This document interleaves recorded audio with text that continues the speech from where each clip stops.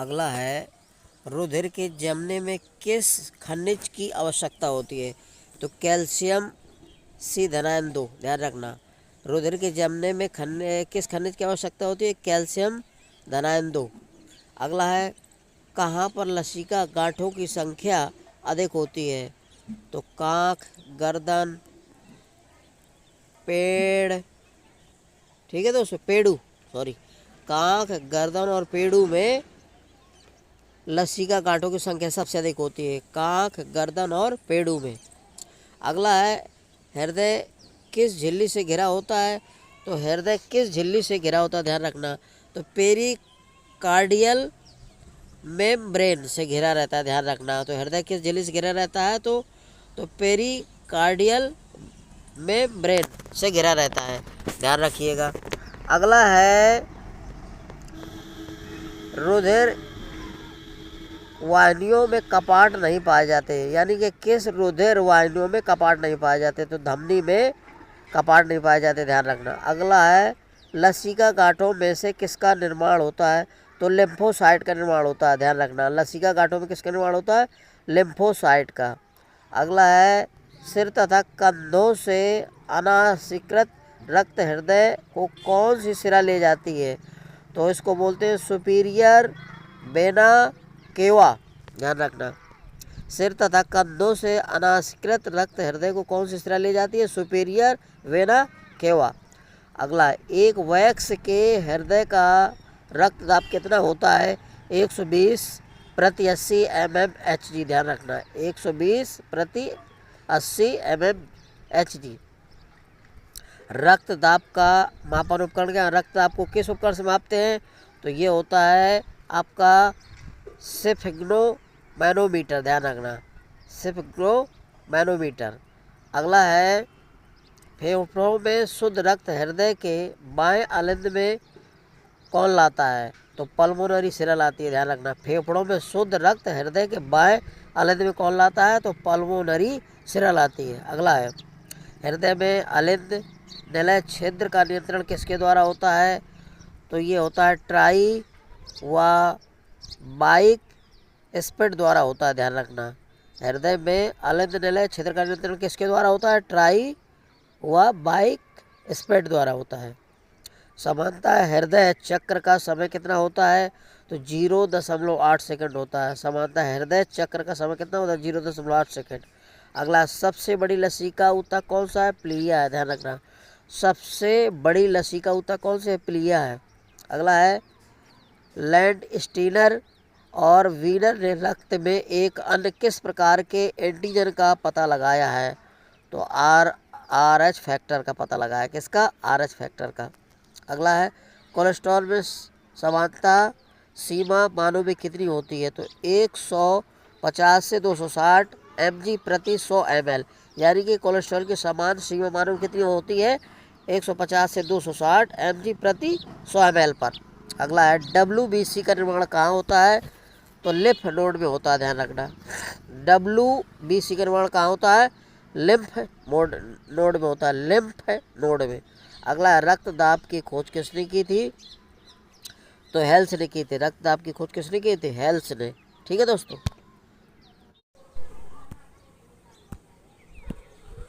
जय हिंद साथियों, आज हम बायोलॉजी के महत्वपूर्ण प्रश्न बताएंगे। देखिए दोस्तों, पहला है, सल्फर किस विटामिन का आवश्यक घटक होता है? तो थायमिन और बायोटीन का होता है। सल्फर किस विटामिन का आवश्यक घटक होता है? तो थायमिन। सल्फर में थायमिन और बायोटीन पाई जाती है, ध्यान रखना। सल्फर में थायमिन और बायोटीन, ठीक है। अगला है दोस्तों, किडनी में पथरी को बनने से रोकता कौन है? तो मैग्नीशियम धातु रोकती है, ध्यान रखना। किडनी में जो पथरी बन जाती है तो उसको कौन रोकता है? मैग्नीशियम धातु। इसलिए मैग्नीशियम धातु युक्त भोजन करना चाहिए, ठीक है दोस्तों। तो किडनी में जो पथरी बनती है, कैल्शियम ऑक्सलेट की पथरी दोस्तों क्यों बनती है? तो जब कैल्शियम ऑक्सलेट जम जाता है, ठीक है, तो कैल्शियम ऑक्सलेट ही पथरी होती है। तो किडनी में पथरी को रोकने से बनने से कौन रोकता है? मैग्नीशियम। अगला है, रुधिर का थक्का जमने के लिए किसका होना आवश्यक है? तो विटामिन के तथा कैल्शियम का होना आवश्यक है। विटामिन के और कैल्शियम होगा तभी रुधिर का थक्का बनेगा, ध्यान रखना। रुधिर का थक्का बनने के लिए, यानी रुधिर को जमने के लिए क्या आवश्यक है? विटामिन के और कैल्शियम होना चाहिए, तभी रुधिर का थक्का बनेगा। अगला है प्रेरणा प्रसारण के लिए आवश्यक आयन कौन होते हैं?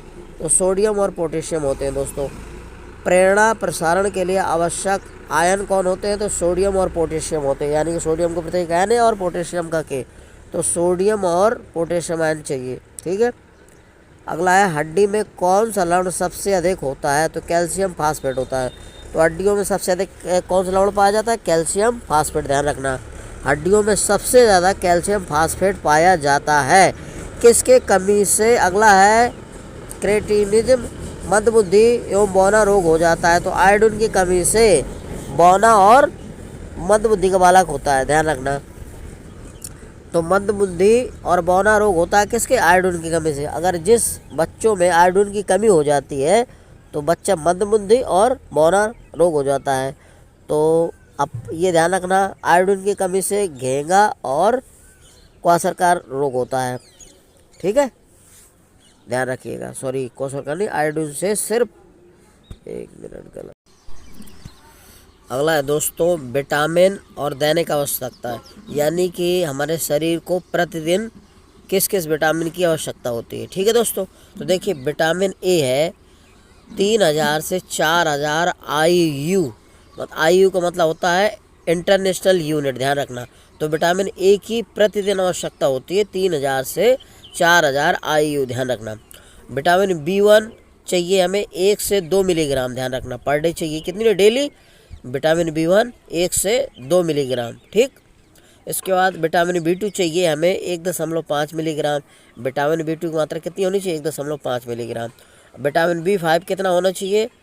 10 मिलीग्राम। तो विटामिन B5 होनी चाहिए, इसकी मात्रा में प्रतिदिन चाहिए 10 मिलीग्राम। विटामिन 12 यानी कि 12 कितना चाहिए? तो 1.2 मिलीग्राम चाहिए। विटामिन B12 कितना चाहिए? 1.2 मिलीग्राम। फॉलिक अम्ल कितना चाहिए? 5 मिलीग्राम, ध्यान रखना। फॉलिक कितना होना चाहिए? 5 मिलीग्राम। अगला है विटामिन सी। विटामिन सी चाहिए हमें 50 मिलीग्राम, ध्यान रखना। विटामिन सी कितना चाहिए? 50 मिलीग्राम। और विटामिन डी चाहिए प्रतिदिन हमें 400 से 800 IU, IU का मतलब इंटरनेशनल यूनिट। तो विटामिन डी कितना चाहिए? 400 से 800 IU, ध्यान रखना। ये हमें दैनिक आवश्यकता है हमें, यानी कि प्रतिदिन इतनी मिलना चाहिए, लेकिन शरीर को ये नहीं मिल पाता, इतना पर्याप्त मात्रा में सभी विटामिन नहीं उपलब्ध हो पाते, इसीलिए हमारे शरीर में विटामिन और पोषक तत्वों की कमी हो जाती है। यानी कि दैनिक आवश्यकता इतनी मात्रा होनी चाहिए हर चीज़ की। ठीक है दोस्तों। जय हिंद साथियों, आज हम बायोलॉजी के महत्वपूर्ण प्रश्न बताएंगे। देखिए सल्फर किस विटामिन का आवश्यक घटक होता है? तो सल्फर में दोस्तों थायमीन और बायोटीन पाई जाती है, ध्यान रखना। सल्फर किस विटामिन का आवश्यक घटक होता है? थायमीन और बायोटीन, यानी कि सल्फर में थायमीन और बायोटीन विटामिन पाई जाती है। अगला है किडनी में पथरी को बनने से कौन रोकता है? तो मैग्नीशियम धातु दोस्तों रोकती है। जो किडनी बनती है, किडनी में पथरी बनती है, कैल्शियम ऑक्सलेट की पथरी होती है, कैल्शियम ऑक्सलेट को ही पथरी बोला जाता है, तो उसको रोकने के लिए मैग्नीशियम धातु अच्छा काम करती है। ठीक है दोस्तों, तो किडनी में पथरी बनने से कौन रोकता है? मैग्नीशियम। अगला है रुधिर का थक्का जमने के लिए किसका होना आवश्यक है? तो विटामिन के और कैल्शियम का होना आवश्यक है। दोस्तों रुधिर तभी जमता है, यानी कि थक्का बनता है, जब विटामिन के और कैल्शियम दोनों होंगे पर्याप्त मात्रा में। ठीक है दोस्तों, तो रुधिर का थक्का जमने के लिए या बनने के लिए विटामिन के और कैल्शियम होना चाहिए। अगला है प्रेरणा प्रसारण के लिए आवश्यक आयन कौन से होते हैं? तो सोडियम और पोटेशियम होते हैं। प्रेरणा प्रसारण के लिए आवश्यक आयन होते हैं सोडियम और पोटेशियम। अगला है हड्डी में कौन सा लवण सबसे अधिक होता है? तो हड्डियों में दोस्तों कैल्शियम फास्फेट लवण सबसे अधिक पाया जाता है, ध्यान रखना। हड्डियों में कौन सा लवण सबसे अधिक होता है? तो कैल्शियम फास्फेट, ध्यान रखिएगा। किसके कमी से क्रेटिनिज्म यानी कि मंदबुद्धि और बौना रोग हो जाता है? तो आयोडीन की कमी से मंदबुद्धि और बौना वाला रोग हो जाता है, यानी कि बच्चों में बुद्धि और विकास रुक जाता है और वो छोटे कद के ही रहते हैं, नाटे कद के। ठीक है, आयोडीन की कमी से। अगला है शरीर में कैल्शियम फास्फोरस उपापचय के लिए कौन हार्मोन जिम्मेदार है? ठीक है, तो पैराथायराइड जो है ये जिम्मेदार है। यानी कि शरीर में कैल्शियम और फास्फोरस उपापचय के लिए जिम्मेदार हार्मोन किस ग्रंथि से स्रावित होता है? तो ये कह रहा है किस ग्रंथि से स्रावित होता है, तो पैराथायराइड ग्रंथि से स्रावित होता है, ध्यान रखना। कैल्शियम और फास्फोरस उपापचय क्रिया के लिए जिम्मेदार हार्मोन किस ग्रंथि से स्रावित होता है, तो पैराथायराइड ग्रंथि होती है उससे उत्सर्जित होता है। ठीक है, कौन सा, पैराथायराइड ग्रंथि से उत्सर्जित होता है। ठीक है दोस्तों। अगला है साथियों, हेपेरिन नामक प्रोटीन का निर्माण कहाँ होता है, तो यकृत में होता है, लीवर में, ध्यान रखना है। हेपेरिन नामक प्रोटीन का निर्माण कहाँ होता है, यकृत यानी कि लीवर में। ठीक है।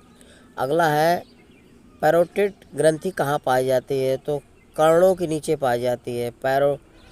पैरोटिड ग्रंथि कहाँ पाई जाती है, कानों के नीचे, ध्यान रखना। पैरोटिड ग्रंथि कहाँ पाई जाती है, कर्णों के नीचे, यानी कर्णों का मतलब कान।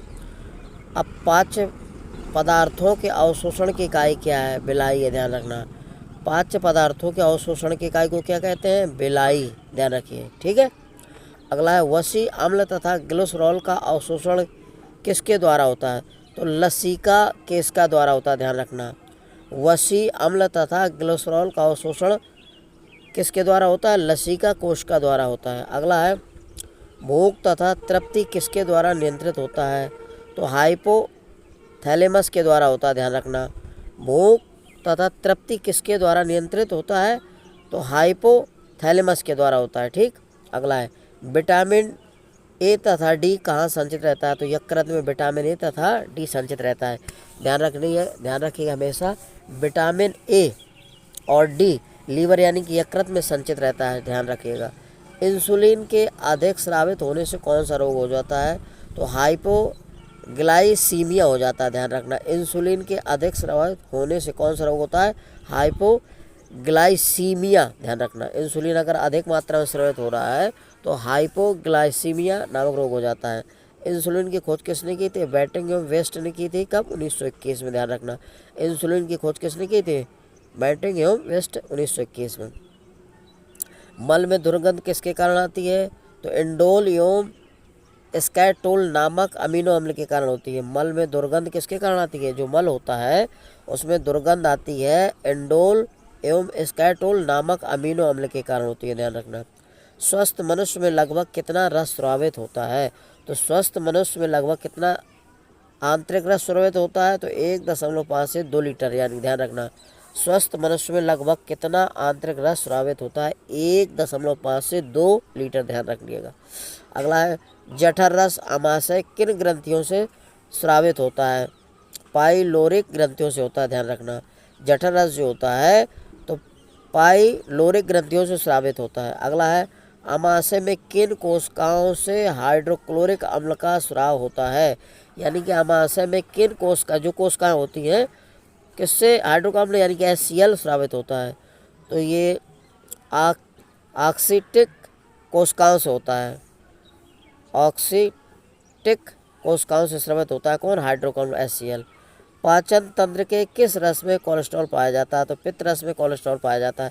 जब पित्त बढ़ जाता है शरीर बॉडी में तब अपने आप कोलेस्ट्रॉल बढ़ जाता है, क्योंकि कोलेस्ट्रॉल किस में पाया जाता है, पित्त में पाया जाता है। जब शरीर में गर्मी बढ़ती है तभी पित्त रस बढ़ता है, ध्यान रखना।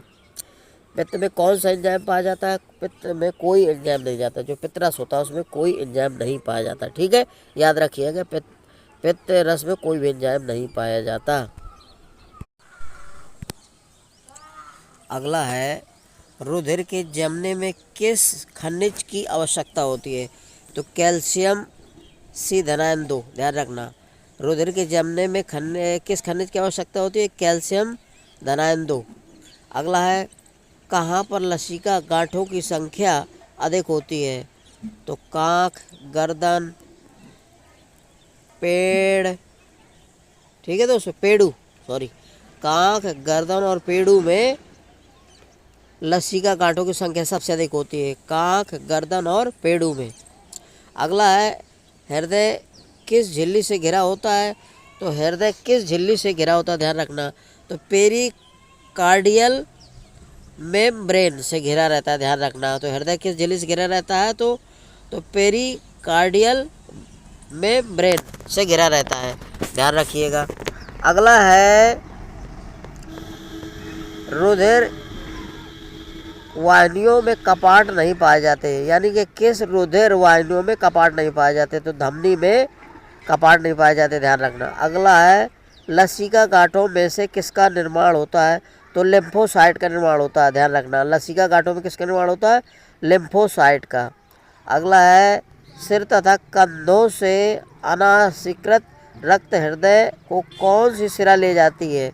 तो इसको बोलते हैं सुपीरियर वेना केवा, ध्यान रखना। सिर तथा कंधों से अनासिकृत रक्त हृदय को कौन सी शिरा ले जाती है? Superior vena cava. अगला एक वयस्क के हृदय का रक्तदाब कितना होता है? 120 प्रति 80 mmHg, ध्यान रखना। 120 प्रति 80 mmHg। रक्तदाब का मापन उपकरण क्या? रक्तदाब को किस उपकरण से मापते हैं? तो ये होता है आपका स्फिग्नोमैनोमीटर, ध्यान रखना। स्फिग्नोमैनोमीटर। अगला है फेफड़ों में शुद्ध रक्त हृदय के बाएं अलिंद में कौन लाता है? तो पल्मोनरी सिरा लाती है, ध्यान रखना। फेफड़ों में शुद्ध रक्त हृदय के बाएं अलिंद में कौन लाता है? तो पल्मोनरी सिरा लाती है। अगला है हृदय में अलिंद निलय छिद्र का नियंत्रण किसके द्वारा होता है?